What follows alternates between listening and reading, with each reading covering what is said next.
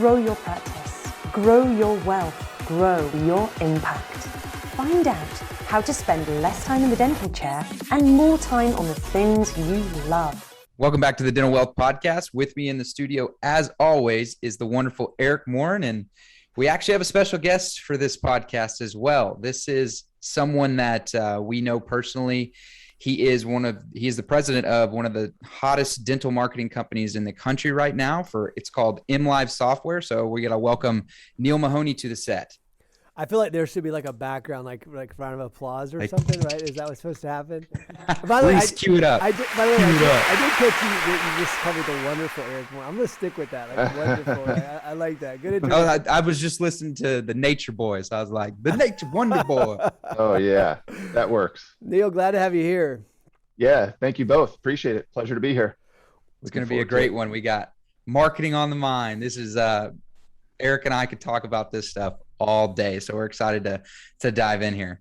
Yeah, then I'm in good company. It'll be fun. One of the reasons I wanted you on the podcast, and many reasons, but I've always been stuck with this problem, and it really has always caught me when I came into this industry from other industries, and I realized that people weren't really marketing, and that really caught me off guard at first. When I was asked to start a dental practice, and I started realizing that individuals, it's interesting, people would take a 28% write-off with insurance companies, but would be unwilling to spend $2,000 in marketing. And it always caught me. I'm like, because, somebody was like, I don't want to spend $2,000 in marketing. I'd be like, you are, right? I mean, you're spending a lot more than $2,000. And by the way, I didn't tell anyone to go out of network or in network or any of those things. I'm just kind of letting you know. I always have to say this, Neil, by the way, because somebody will listen to this and say, Eric said to drop all your plans. And I did not say that. But it was always, but what ends up happening in any business, not just dental business, is this idea of being able to do sequence marketing. I want to talk about that in a moment, but I always said, if you got to be able to touch people more than the 6-month reminder. I think that people have now gotten to the place, by the way, where we get a 6-month reminder on our phones, and then we're like, well, I touched them. I let them know to come back in. And there's concept called top of mind awareness, which is ultimately being top of mind to your clients, to your patient. And so that was not happening in the industry. And we've used Infusionsoft and other softwares in the past. And if you're not familiar with Infusionsoft, it's basically a marketing software where it sends out automated emails and communication. The difference is Infusionsoft, before you go run out to get Infusionsoft, you need a copywriter and a whole lot of time. Yeah, a lot of time. But we used it because we have a copywriter, and I don't know if we have time, but we hired people that had time. But the idea is that I can't send out, if I was to physically send out emails all day, every day, then it would take forever. And I also knew that this idea of that even if somebody moves forward with you, it isn't maybe right away. It maybe takes time, right? In other industries, they talk about statistically that sales is a function of 10-3-1, which is, 10 prospects, so to speak, to get 3 meetings to get 1 client, but that 1 client might not move forward in the first year. They might, it's like 40% in the third year, and in the second year it's like 60%. So, or 30-10 is what it is. So, anyhow, I'm kind of getting long-winded, but the whole point of this is I've always felt in the dental marketplace that if somebody was to really focus on touching people consistently, which was, now I'm not talking about postcards, but if they were to be in front of their patient or ideal patient base enough, then what would happen is when something happened, they would be the first person to be thought of, or if they wanted to run a special campaign or let them know about something that was going on in the practice, they would be so top of mind, they would be able to go out and get these people.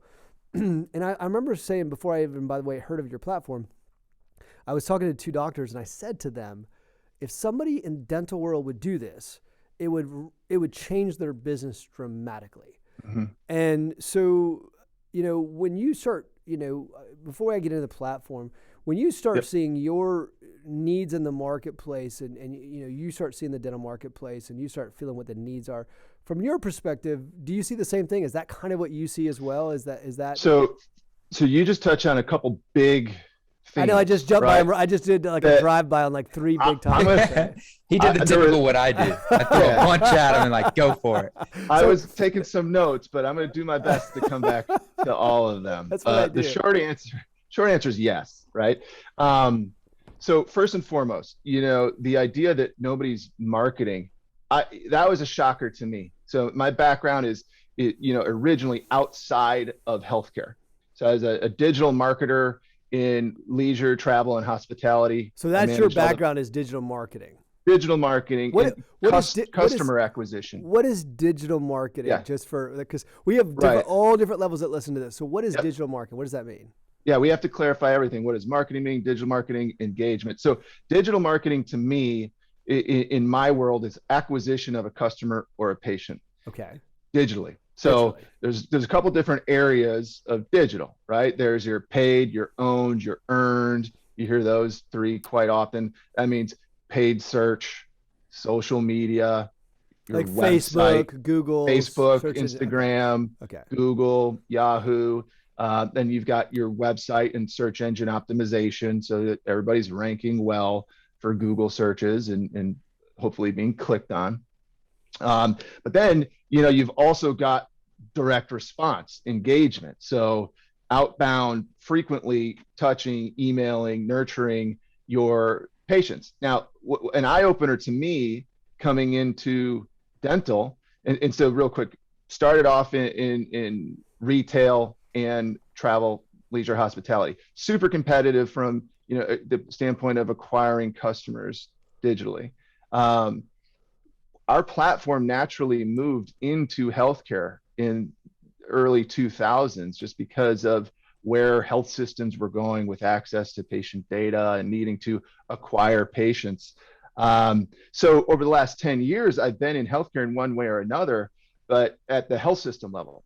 So when I came into dentistry, it was an eye opener that these doctors are not looking at marketing and patient acquisition the same way other doctors in other industries are, right? They look at marketing as an expense most often, as opposed to a means of growing the business and building the future growth of their practice and real true value.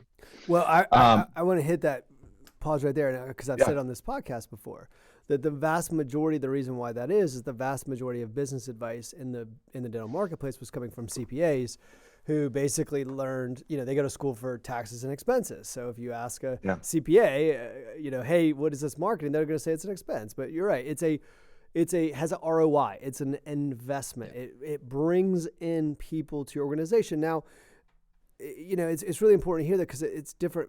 Some of you are marketing, and I don't want you to lose it because there's so much to gain from this today's podcast. It's not just a market, but it's like understanding the types of marketing, what's happening in the marketplace, because this industry, dental industry, now it's changing, but dental industry as a whole doesn't understand these concepts. Would you agree? I totally agree. And, there's lots of reasons for it. As I've become familiar with the industry, with these doctors and working with more and more of them, I hear consistent themes. I mean, it's not a joke, Eric. I just had a call with a doctor's financial advisor yesterday. As they're planning for, next year, I had to essentially meet with the financial advisor. It was great. We had a great conversation and the doctor was there, but they, that was this particular doctor's probably primary source of advice in what he should do and invest in the coming year. Luckily, he had a pretty solid financial advisor that understood the value of investing in marketing, but it's not unusual to hear that. And so you touched on one other thing, which was the need and the idea of staying top of mind. All right. And this is what kills me in the world of dentistry, in that folks don't tend to commit from a patient acquisition or patient engagement standpoint. And that does not keep you top of mind, right? So from a consumer goods, from a retail standpoint, you have to be everywhere all the time for that micro moment, that zero moment when the decision to purchase is happening. And you said commit. What do you mean by commit? Commit to the process. Sure. And I'll go deep on that. It's not just commit dollars, right? It's commit to the plan, commit to the campaign, commit to the strategy, whatever you want to call it. And I think what would be fun is if we touch on a couple different campaign types. Yeah. You know, we touched on them, the owned, the earned, and the paid, because they're all different and they should be looked at differently. But it should be a holistic view and approach. And there was a presentation I saw recently at a conference I was at, and it was great. The keynote was presenting his case that, you know, diagnosis should be the foundation of your engagement with the patient as opposed to treatment, right? Like if you approach it with treatment first, it's weak. Patient doesn't understand the value. Why should I pay these thousands of dollars for this? You haven't built your case. It's the same thing with marketing and patient engagement, patient acquisition. If you lead with what I would consider, you know, the treatment equivalent, which would be paid media, you're not building a solid foundation of your marketing, your patient engagement, and your growth, because that's typically a one-time engagement. It's not keeping you top of mind. I'll stop there. I mean, we can go deeper on that if you want. I call that the difference between the gambling mentality and the farmer mentality. And that's a simple analogy for my clients. I think what you touched on is great, because I think it's, we always talk about this, I hear this generation wants things now, right? Or people want things now, immediate.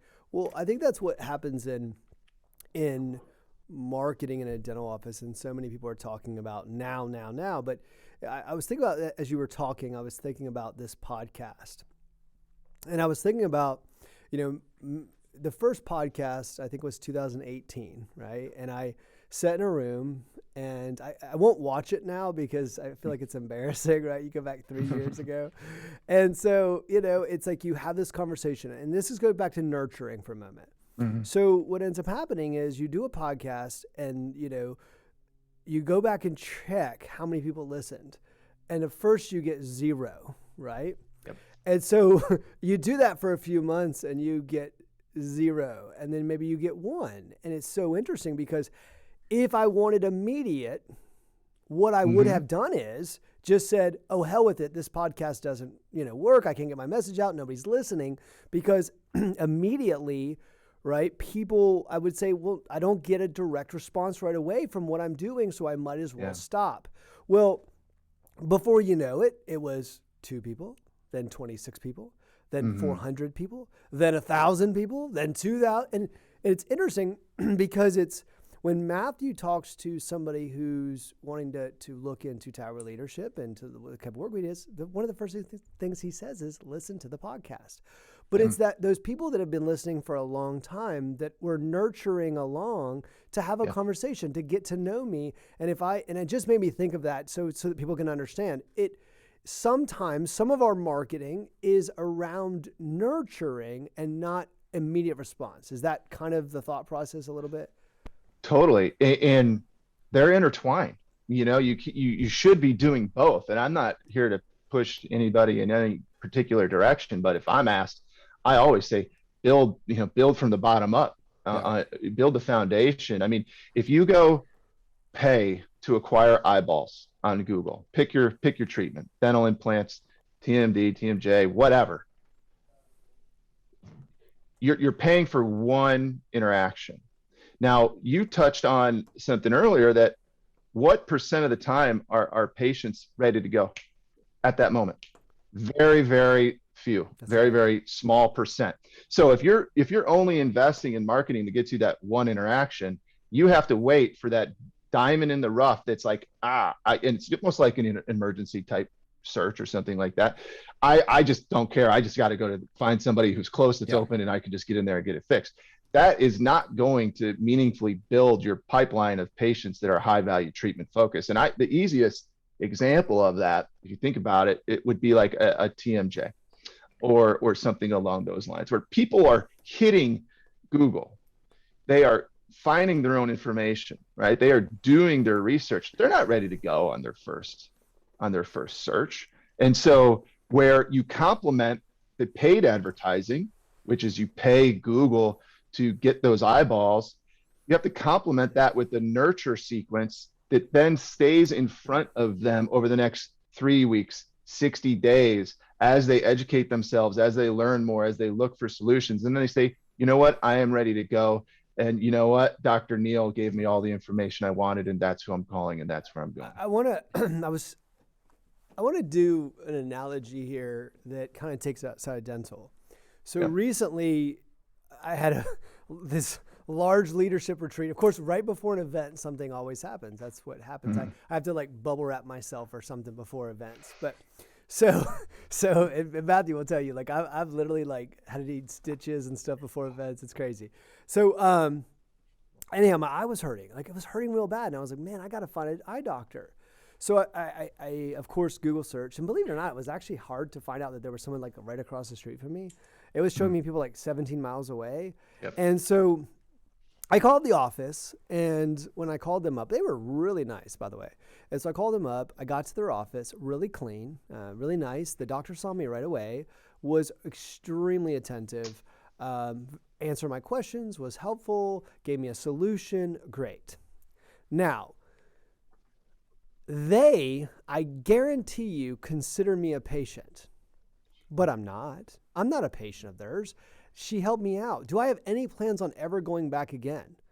No, I haven't. Matter of fact, I probably never go back again. Now, here's what's going to happen. I'll guarantee you, I'm going to get a text message because I asked for my phone number, and it's going to say, it's time for your appointment. And I'm going to go, whatever, because I haven't bought into them yet. They have not sold me on me being an actual long-term patient of their practice. It was a short-term need, and it got fixed. But I guarantee if you go look in their system and they say active patients, they will put Eric Morin in as an active patient. I am not an active patient. I went in there one time for something. But so it's very important that they continue nurturing me. So when I do need glasses, again, or when I do need an eye exam, or when something happens, by the way, something will also happen, which is kind of neat. Somebody's going to ask me, and this is the power of nurturing too. Someone's going to ask me at one point, hey, do you know a good eye doctor? Yeah. And the power of me saying at that moment, yes, I do, is because I'm top of mind. And it's interestingly enough, it might not even be me. I might refer them to somebody else because they treated me well, and it might not even be me, but because they stayed in front of me, I would remember them when somebody asked me for a referral. So just like the first time around, you just threw a whole bunch of really good stuff in there. I'm gonna try to touch on it, but your example is exactly right. And one of the things that I've had to overcome in my role with MLIve is avoiding certain trigger words for dentists, like patient engagement, like marketing, if you can believe it. Because when I say patient engagement, they think text reminders, the once-a-year birthday reminders. Right. My previous company was all about patient engagement on mobile. It was all text-based, appointment scheduling, reputation management, reminders. That's not engagement. That is not staying front of mind. Hold on, but I do an occasional Facebook post, and I put on our Instagram that Susie had a birthday this week. Isn't that enough though? Because we do our Instagram page, and we do put things on there a few times a week about birthdays and things like that. That should be enough. Yeah, no, right, and you know that. So I ask every prospect, every dentist that I am meeting with or speaking with, I ask them, how do you engage with patients, or more specifically, how do you promote investments in equipment or anything like that to your patients so that they know what you can offer them? Because I guarantee you've heard something that you don't want to hear, which is, I wish I would have known you did that. And I get these answers, right? I don't do it at all. We have handouts in the office. I have posters on the walls, like literally they'll post at the wall and say, well, when they're here, they can see this poster, or, my staff is really well trained.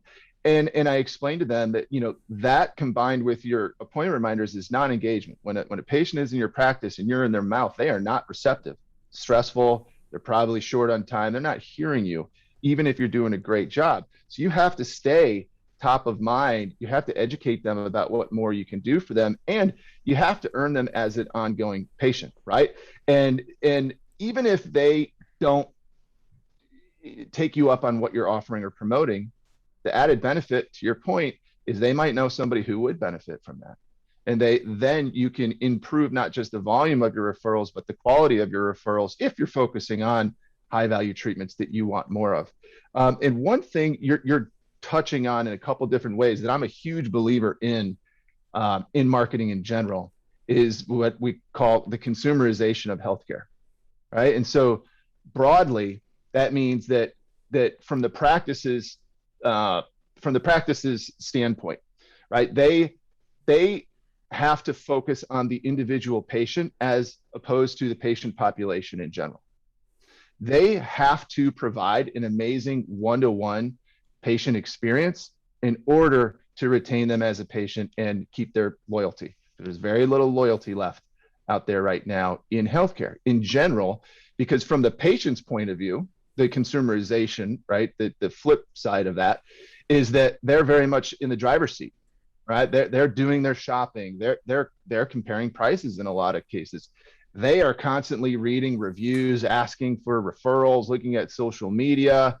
They have increased access. They're empowered, and there's rising costs of care. So their behavior is shaped to be very much more in line with what was typical retail type consumerization, but now it's taking place in healthcare, in dentistry in particular. And dentists don't look at it that way. They don't realize that. They're just coming up. Like, I think the dentistry in the marketplace, like when it comes to marketing, is something that's evolving very quickly. And a lot of people are starting to come to terms with that, but there's still a lot of people that are stuck in the old mindset of, I don't want to be that person. Like it's like when Eric and I ever see an ad on social media and we keep seeing that ad, we'll send it to each other and be like, this is great stuff. Like, how do we utilize something like this in our business? And I think, dental practices in general, they should look more at, how do I market my dental practice? What am I noticing right now from a marketing standpoint that every time I look, especially with the whole shopping right now, I know they probably did a bunch of online shopping. They saw something. Guess what? They're probably still seeing that same product over and over and over again. How do they turn that and flip it to benefit their dental practice? How can they take something like that and utilize it just the same way, but with dentistry? And I think them trying to figure out that mindset is what's going to take place in the next several years. But the people that adopt it now, it's like the early adopters, will be better off in the long run. Totally agree. And the answer to your question of how is there's only a few ways how, right? You can either pay for it or you can put in the work, right? To grow it organically, which is why most dentists default to, I'm just going to pay for this, right? The gambler mentality of, I'm going to go with this agency, this consultant, this partner. I'm going to throw money at it if they're fortunate enough to be in that position where they can do that. But then they have what I consider to be incorrect expectations, right? Which is immediate results, immediate ROI, and pretty unrealistic expectations for if all you're doing is throwing money at it. Now, some make it work. Yeah. I think that the reason why there's unrealistic expectations is because people are lying to them in the marketplace. Marketers are marketing to them, telling them things that are setting that up. I actually think that, because they think I'm a dentist, and so I get the same ads. It's like, we'll give you 450 patients in 12 seconds guaranteed, or your money back. Well, if it was that simple, if it was really that simple, then gosh, it'd be so easy to get paid. That patient acquisition game would be a joke.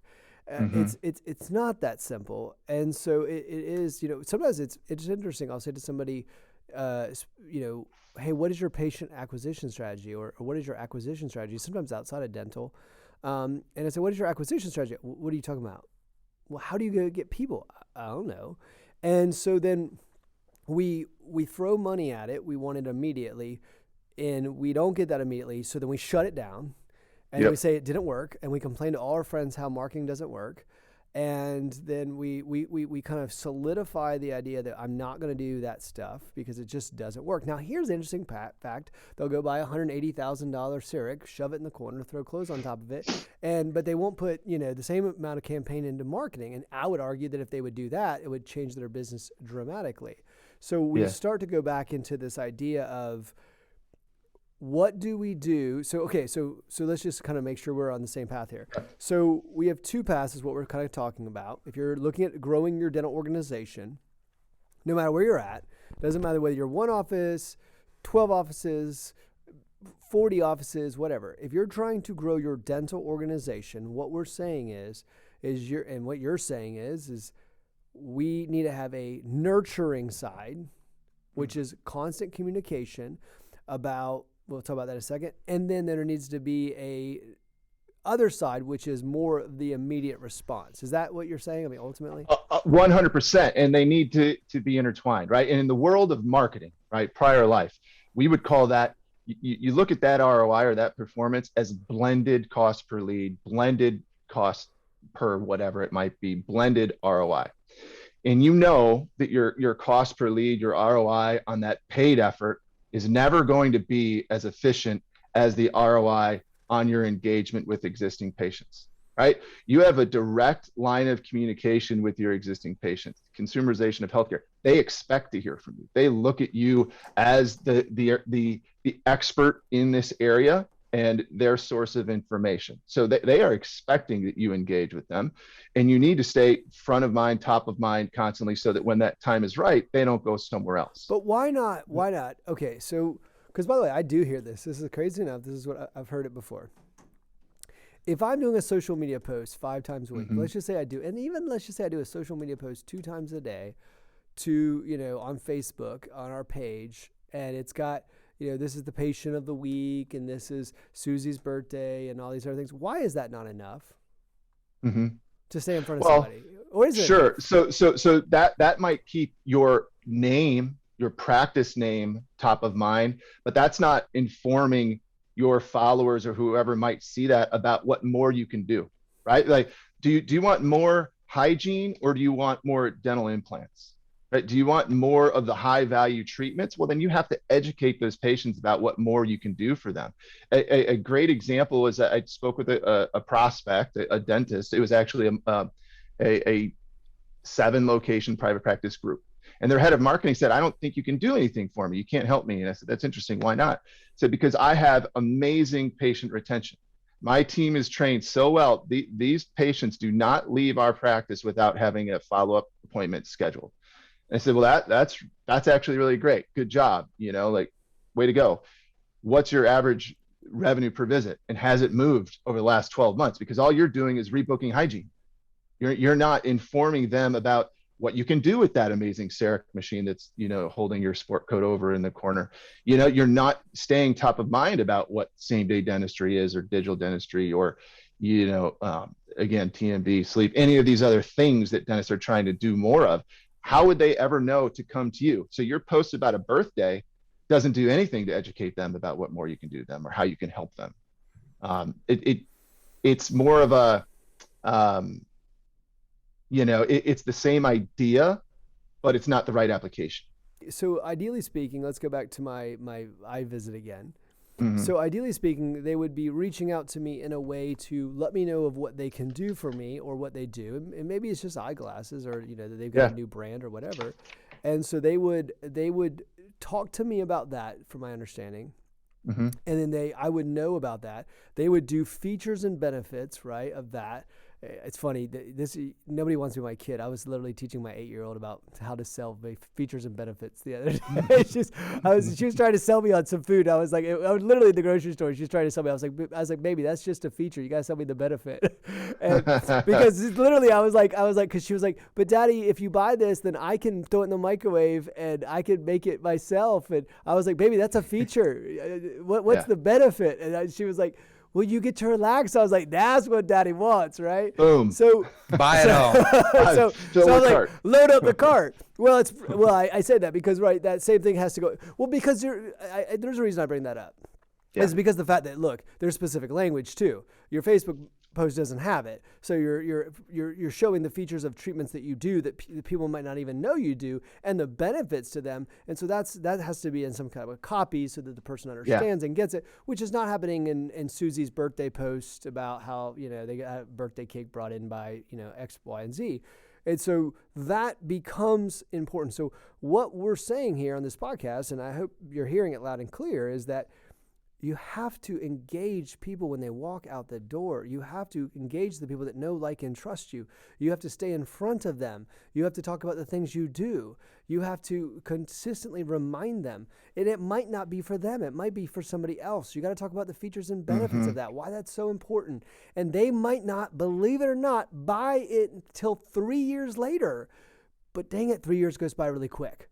And what ends up happening over time is nobody wants to hear that, by the way. You want to hear me tell you, this is on the Dental Wealth Podcast. This is how you get 472 patients in 12 seconds.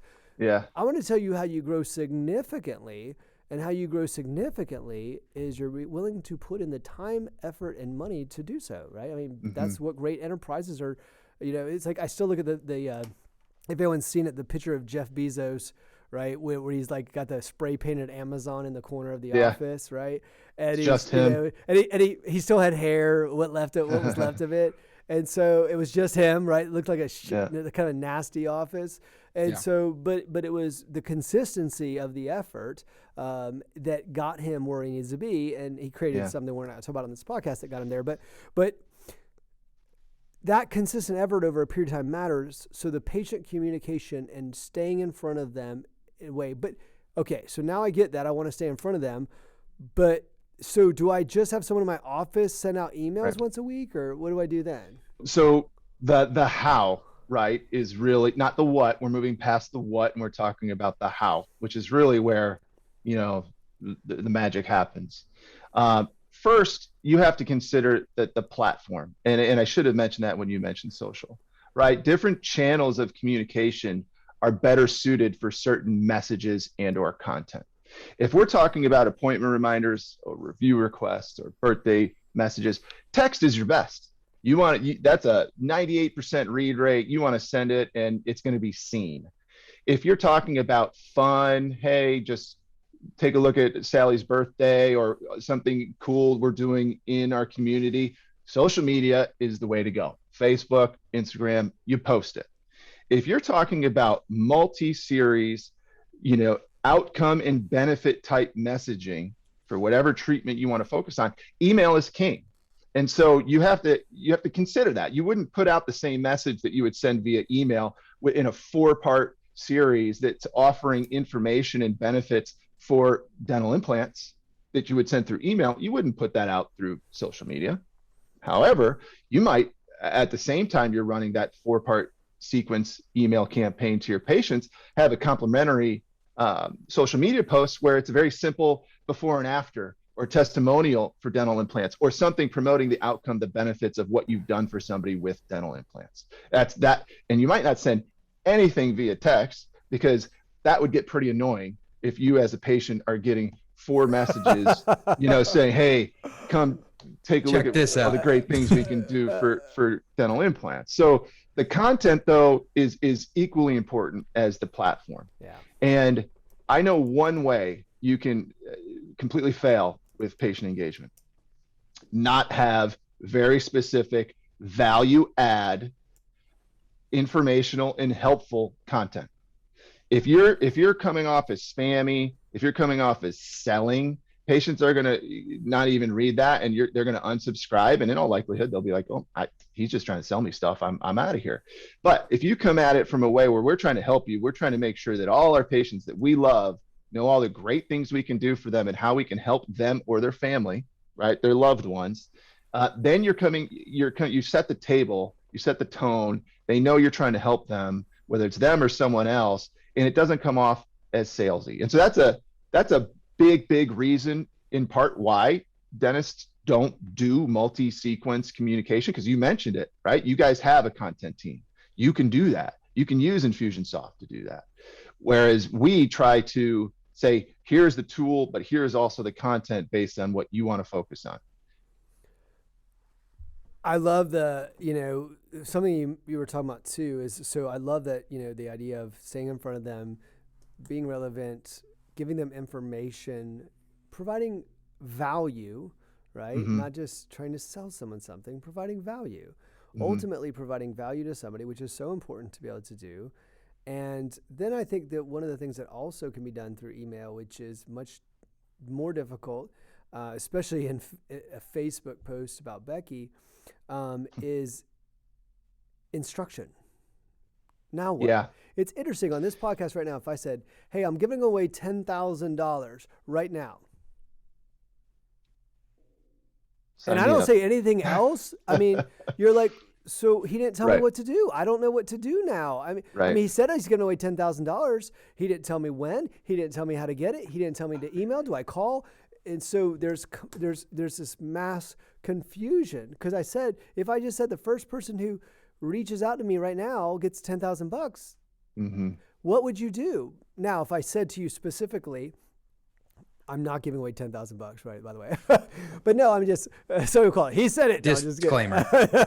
But no, I mean, look, if I just said all you have to do is be the first person to email to this, then somebody would say, okay, I can do that. I know what to do now. Because if somebody is, and this is the power of email too, is if there is an instruction, then somebody says, I do want to engage, it's important that they have instruction, which is easier to do through email, correct? I mean, right? 100%. People expect a bit of long form there. Now, all of our content is written, with email conversion optimization in mind. It's still, you don't want to write a novel, and you have to be somewhat careful and cautious about, letting a dentist, for instance, write their emails. It becomes a very technical, textbook written type message as they would speak to a dentist. Can't do that, but you do need to add value and focus on the benefit and the outcome. And the other nice thing about email is you can very simply direct for next steps, right? The call to action. What do you want them to do? Download this ebook, right? This is an informational ebook answering every question you ever had about dental implants. Click here to visit, our website and learn more. Take them to the relevant area of your website where they can learn more or what you're doing. We can create custom landing pages for that.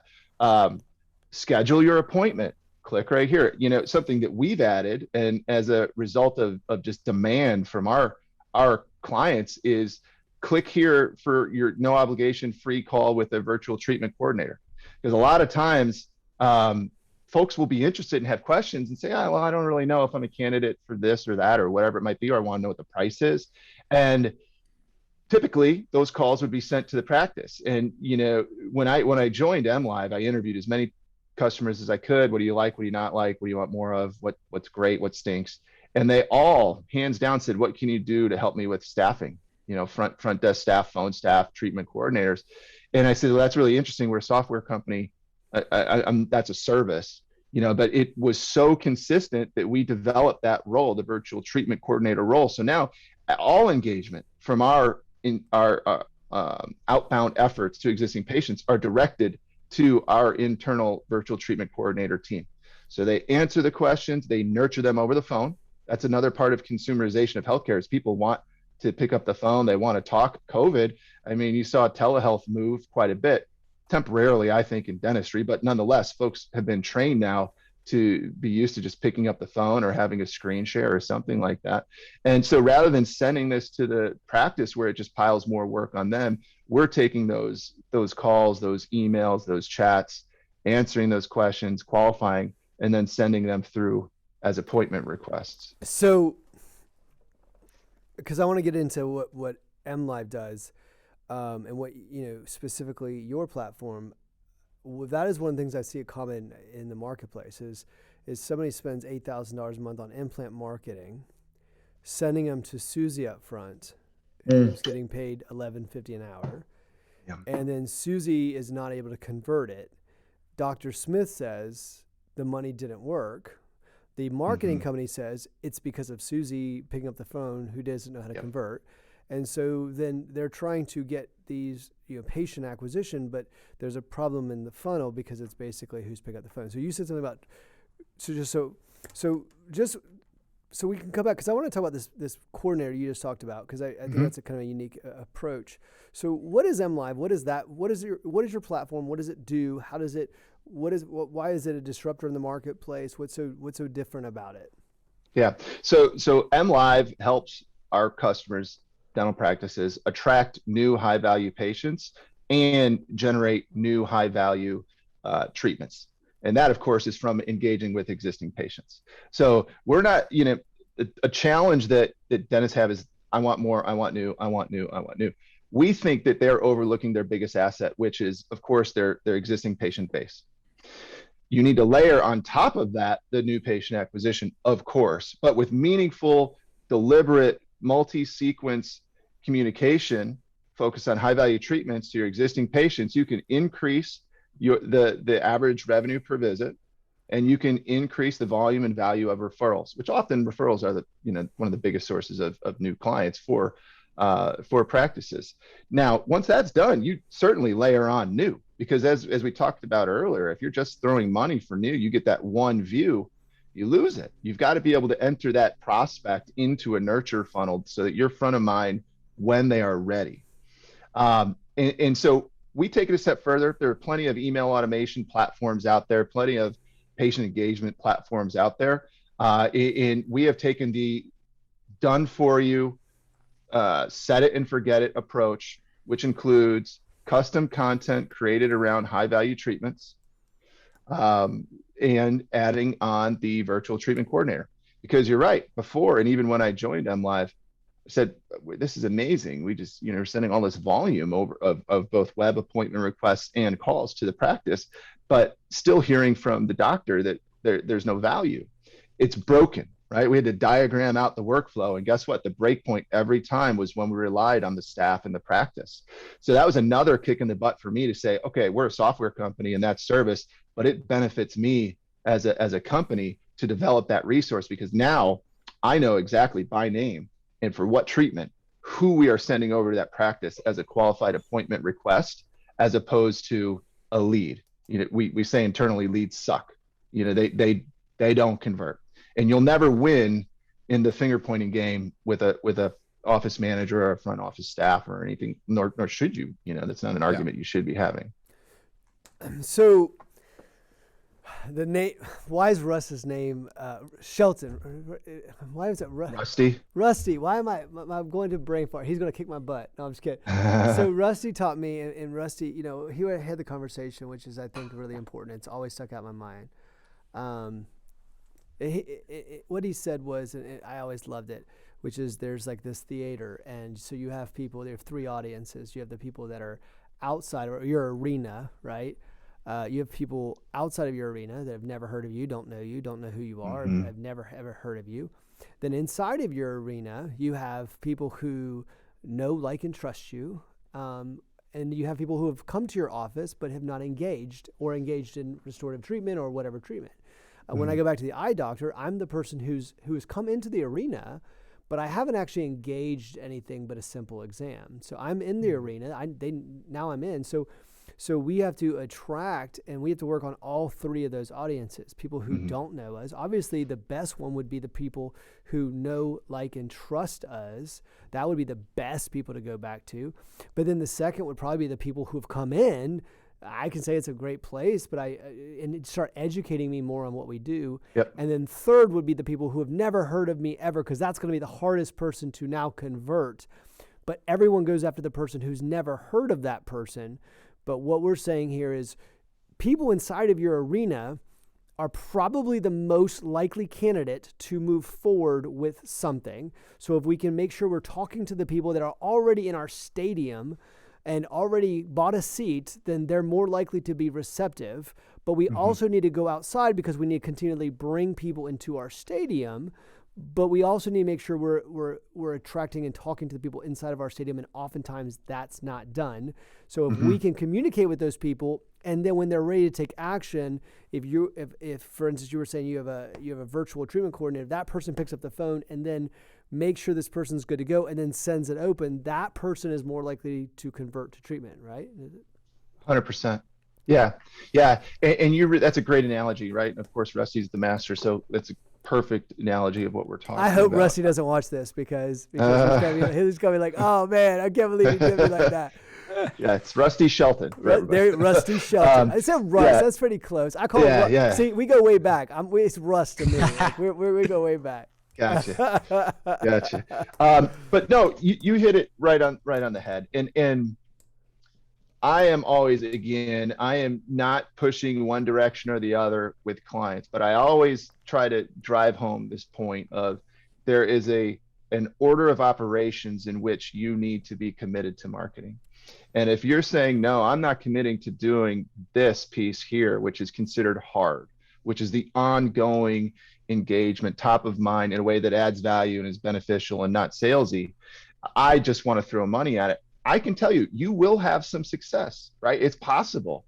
It's going to be short-lived, and you're going to have a pretty high cost per lead, cost per conversion, cost per whatever. Now, I put an asterisk around that. There's plenty of examples where folks are spending $5,000, $10,000 a month and crushing it on new patient acquisition for dental implants or something like that. That can happen. But a more logical, more rational, more long-term approach is to build that foundation so that you are not only generating those high-value treatments from your existing patients, you are generating additional referrals, higher value referrals, but you've now got a funnel that you can add those eyeballs that you acquired through ads. You can add them into this ongoing nurture system so that if they're not ready right now, which not all of them are, you have another bite at the apple later on when they are ready. They know who you are. They've seen now 3 emails from you with outcomes, benefits, before and after, testimonial, whatever it might be. And again, that goes back to the content, right? Like the more you can segment your audience, the more effective your communication can be. And an example of that is a treatment not accepted campaign. So we just developed this about a month and a half ago because one of our clients just said, hey, I think I'm doing a good job with treatment plan acceptance, but I still have, X% of folks over here that I spent the money to acquire to get in here to come in for a three-hour evaluation, proposed a plan, and they left. And I give it to my, $18 an hour front desk person and expect them to work magic, pick up the phone, answer questions, nurture them, and close them, and it's not happening. So we developed a treatment not accepted nurture track over the course of 90 days, right? It's not hard sell. It's just staying top of mind, reminding them, hey, remember why you came in to see Dr. Eric? Remember what you were there for? Have you solved for that? Is it still an issue? Here are some outcomes. And the goal there is to automate, right? Of course, what dentists know should be happening, but they don't have the staff or the time or the bandwidth to do it. I love it. See, Matthew and I, by the way, we geek out on this stuff, by the way. So we, this is the world we live in constantly. Well, it's your definitely world, Matthew. But definitely my world. and so this is the world that the future of, the future of dentistry is heading this way. Look, here's the thing to understand. There's something in business called first mover advantage. Mm-hmm. And first mover advantage is powerful, right? How many of you guys have used books.com? See, Amazon had a first mover advantage. See, even books.com sounds better to buy books from than Amazon.com, right? But so you thought, well, a name will change it. No, first mover advantage is powerful in business. So when you have a first mover advantage and you take advantage of the marketplace where others have not, then what ends up happening is you get the higher outcome.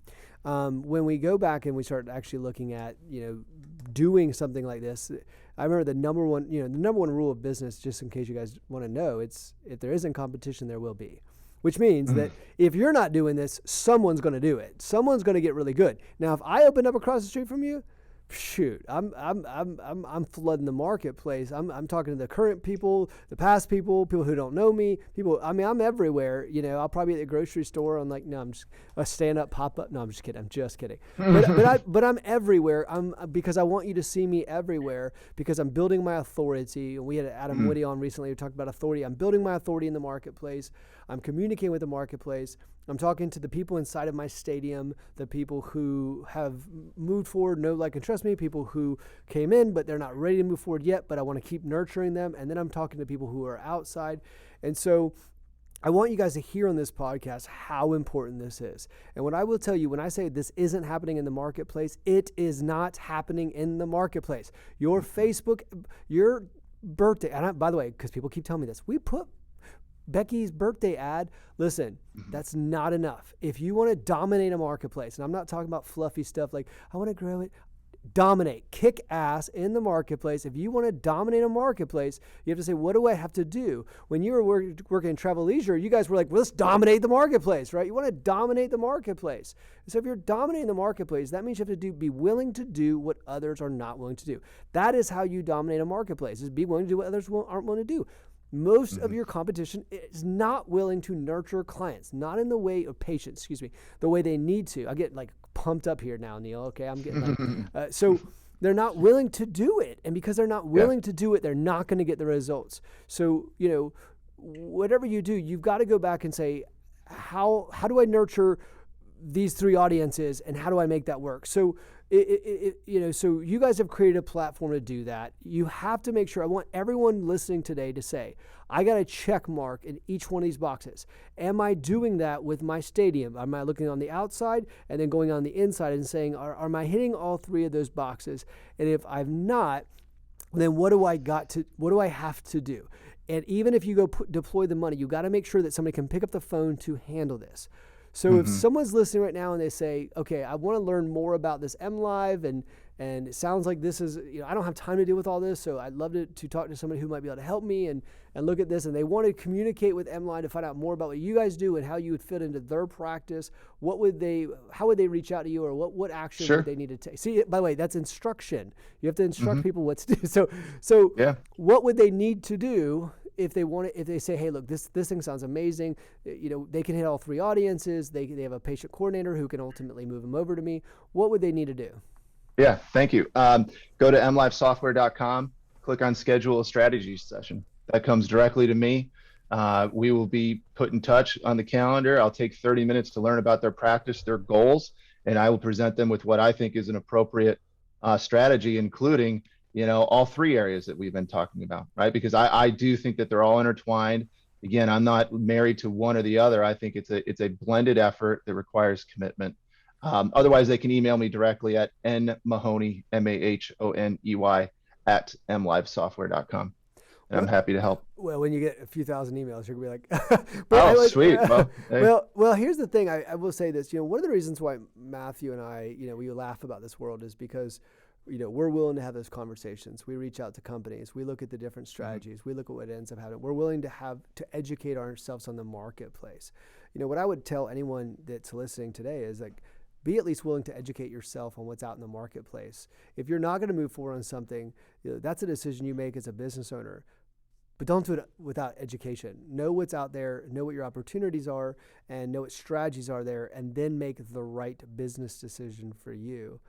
Because I'm telling you right now, if you invest in all 3 of these, I will tell you, you'll have more patients coming in, you'll have more treatment accepted, and you'll run out of capacity, and then you have another problem, and that's a topic for a different podcast. So Neil, thank you for being here. Really appreciate your time. You've educated us well. I really appreciate you taking the time. I know you're a busy guy. Thank you for being here, because our listeners are building amazing practices. Many of them are group practices, and they're looking for the next thing to get the next edge in the marketplace. And I believe you've given them that. Thank you. Well, I really appreciate that. And it was a true pleasure. And I honored to meet with you a couple weeks ago on site, meet your team. That was fun, and look forward to talking to anybody else I can help always. And you hit it right on the head, right? Take the call. I give away all information possible I can. I'll talk about Google My Business reviews. Those are all very important things, but the folks never learn what else they should be doing that they can do on their own if they don't take the time to have the conversation. So I welcome it. I encourage it. And I really appreciate you guys having me here. Definitely.